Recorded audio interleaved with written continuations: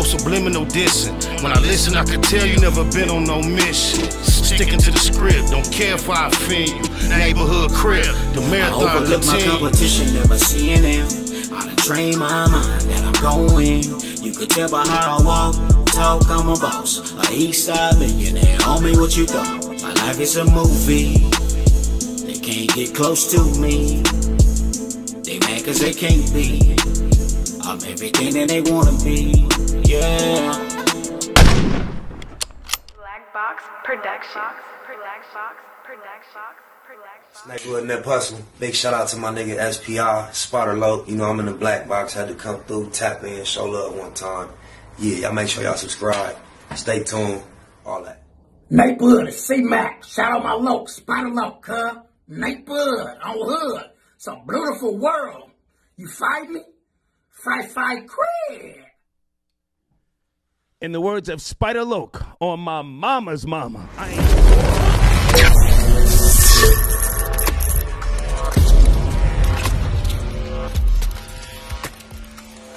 Really played a part in my introduction to the streets. The shit we call gangbanging, cripping, also recording as an artist, life in general. He was slightly older than me in the environment that we both came from, the challenges that, you know, you can face in those environments he faced before me. Just if you want to keep it a Google, if you're doing it on a scale, he had a very much further, harder upbringing than I had in the same environment. And we were united by a mutual loved one long ago. Yes. We've been thugging ever since. He had a lot of the same gifts and blessings and aspirations that I have when it comes to being a public speaker, orator, rapper, recording artist, also a street legend, one of the most original Compton Crips that I've been affiliated with. I want to introduce my brother, my cousin, formerly known as 3D, now known as Cuicide, to the podcast FACTZ with FEELINZ. Family. Pleasure, bro. Family. Pleasure, bro. It's been some years. Yes, humbly, the way people say see you at the top, I don't want to announce that we're at the top of anything, but beginning where we started from, and you know, imagine people say, see you at the top. I just want to say, welcome to the top, being here. You know what I'm saying? We've been through a lot, bro. For real. It's history right here. History. I want to let you know I typically do a lot of preparation and get like current events, and I try to study my guests and think what would be the most pertinent things to discuss. I run it by production. They give me their thoughts, and we go through a whole 48 hours of back and forth. It's a 3-member team that goes for it, 2 males and a female. Shout out to the production team. Shout out, for real. This time, when they tried to go through their process a few days ago, they asked me, like, what's on the menu? I just told them, don't worry about it. We going to freestyle.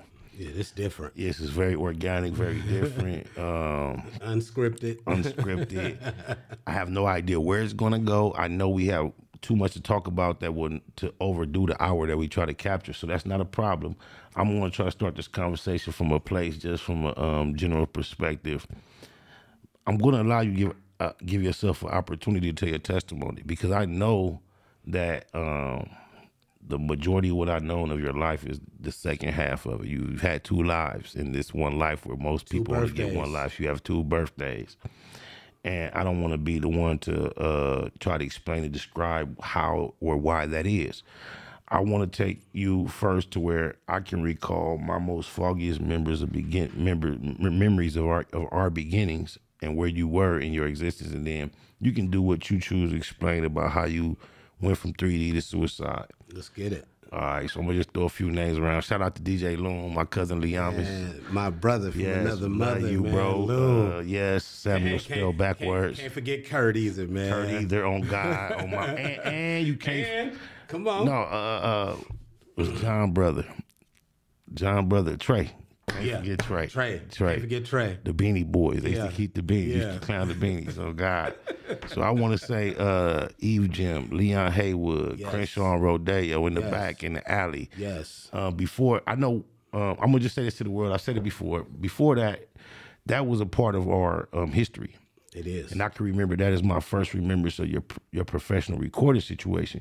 But the reason I was exposed to that is because prior to that, a lot of people know I grew up in Compton in the Tragnell area, which is walking minutes from your native Yep. neighborhood of the Lantanas, and because of my cousin DJ Loom, Lee Amis, I as a youngster used to go across the line with him, and you was one of his partners, and then I became familiar with you to the point where the way my mama tried to raise me so isolated, you was one of the only niggas I knew that was a street nigga, Crip nigga that Come over there understood by yourself. by myself. On that bike, I remember we used to have the pounds, the pit bulls, the pig iron. It was everything Speed back bag, there, everything. speed bag, everything. Cause it was like it was really one of my first very up close introductions to what it really is to be out here. And then, you know, me being a poet or whatever, we had the same gifts. And then you went through some traumatic experiences in your life where you felt like you were hopeless. Yes. Life familyless. Homeless. Please bring us into your experience, because I know you're a motivational speaker now. You traveled the world. Oh, yeah. Japan and beyond. Introduce yourself. Smoke with you. I'm gonna smoke with you for sure. We gonna get it. Well, one of the first niggas I was smoking weed with too on the set. For Go real. ahead. For real. Man, you know, when I was, you know, kicked out the house, the adoption home that I grew up in at 16, it's like I had no other place to go but the streets, but the neighborhood, you know, that was the family that I had and shit. And it got to the point to where I feel like things wasn't adding up for me in life. You know, it just wasn't adding up. You know, I'm hustling. I'm doing everything possible to try to stay afloat, to try to stay ahead. But when it came to that, having that family structure, family love, because Miss Price had got sick. So her daughters took over her house, and they asked me to leave because I was bringing drama to the house. But Miss Price had been responsible for raising you up into your teenagers. From 18 months. Okay, yeah. Was that from your bloodline, or was that like an adoption situation?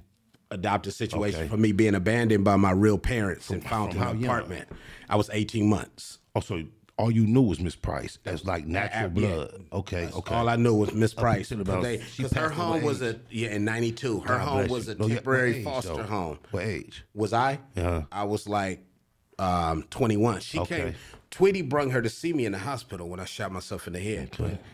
But I feel like at that point I was getting maybe 22. Life just wasn't working out. Sleeping in the car. I'm sleeping on the homies' floors. I'm wherever I can. How much?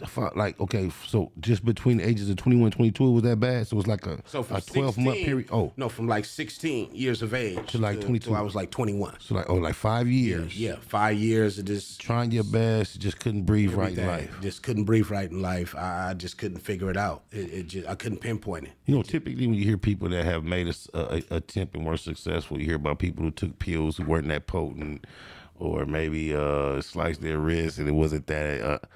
Bro, I know, God bless, I'm so glad that I can say this. You took a active firearm and you have a scar that, right here that goes across your temple. This is X marks the spot. Yeah.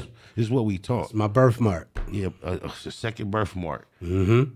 On a spiritual sense, I know how you dedicated your life, even though you didn't turn into an angel immediately. Yes. You still stayed on the, and in a deep sense, it's like to be applauded, because a lot of people have near-death experiences, and then on the opposite side, they immediately act like, oh, I'm holy, and you didn't necessarily do that.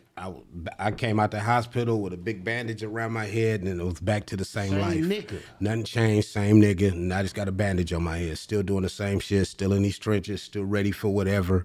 And what was it about the emotions that led you to that decision, and then surviving such a tragic experience that you inflicted upon yourself that caused you, it's been 30 plus years. Yes. To be such a, you know, like one of my motherfucking, being attracted to our lifestyle that we dedicate ourselves to at one point, and your testimony, you know how dangerous the lifestyle is in general. And then being able to balance communication, and with you understanding that if you don't know what this nigga up to, that was kind of like the same thrill that attracted me to the streets in general. But what is it? Because you always assured me in more ways than one that there was no harm, there was no reason to be fearful of you, even though I saw you still maintain the same command in your environment. You never turned down what you was, but I never felt like I was threatened, even though I knew exactly what you had experienced. What is it about life before the incident and after that caused you to be such a balanced individual? Well, technically the beef wasn't with nobody, it was with me. You know, I had personal beef within myself, and the last time I had seen Miss Price, you know, she had Alzheimer's, and I'm standing there talking to her, and she didn't know me.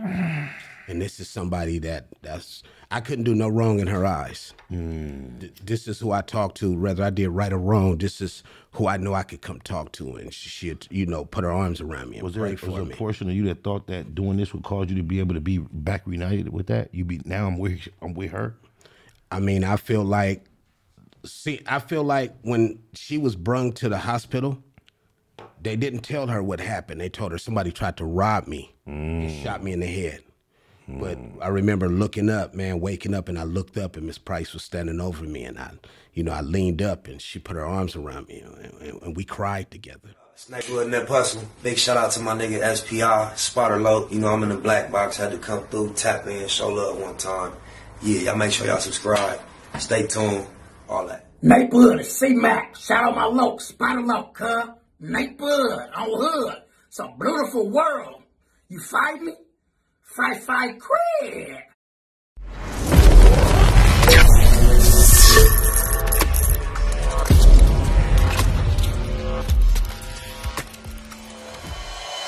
Point blank, through no subliminal dissing. When I listen, I can tell you never been on no mission. Sticking to the script, don't care if I offend you. Neighborhood crib, the marathon I overlook my competition, never seeing them.